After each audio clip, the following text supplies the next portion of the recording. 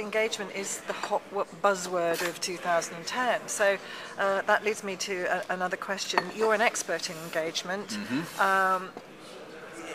You know, we've all got our own interpretation and take on what engagement is, and there's lots of books and so on. What does engagement really mean to businesses, and why should we be prioritising it this year? Well, I run a separate engagement business, so I'm out there every day working with engagement, running surveys, but more importantly trying to get traction with what you get from the data. I think a number of things in no particular order. One, it makes you more money. The reason I like it is if you have a set of leaders and managers who create an environment in which people are engaged in what they do, they make you more money. You have a safer environment, they're more productive, you have more satisfied customers.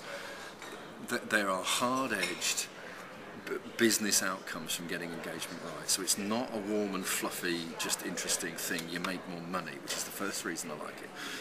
Secondly, it is critical not to get fixated on the data. I know too many organisations that will run an engagement survey, and it's an indictment of me when I was in HR. I would run what used to be called satisfaction surveys or attitude surveys, and we would have 200 bits of data in them, and we'd run the survey, we'd do it once a year, and we'd stick it straight in the bin. But I'd done my job because I'd run a survey. So it's not about the survey, it's about getting inquisitive and noticing what the data tells you. So for me, the key difference that makes the difference is working with individual first-line supervisors and managers on their data. Not the strategic data, not the top-line data, but for instance, we do all of the survey work for one of the UK's biggest retailers. And it only works when you get engagement data at store level. What an individual store manager does or doesn't do every minute of every day affects sales. It's not the big level stuff, it's the small stuff that makes a difference. So whatever you do with engagement, get it down to the lowest part of the business you can and listen to what they say. So does that translate, I mean, especially in companies that perhaps haven't done surveys, but they're still trying to engage their teams, does that translate into lots of one-to-ones and finding out exactly what makes people tick? But it goes beyond motivation somehow, doesn't it? It does. I mean, the best, two definitions of engagement, right? One slightly academic, one slightly more frivolous, but probably the better one. My view of engagement is it's whatever you do as a manager or a leader that creates an environment in which someone is emotionally engaged and rationally engaged in what they do. So it's in their head, they know what it is they're supposed to do, and it's in their heart, they care about it. And too many programs deal with the head bit. So, you know, performance management, set objectives, communication programs, they all know what they're supposed to do, but they actually don't care about it. How do you get to care? Well, you get to care through managers.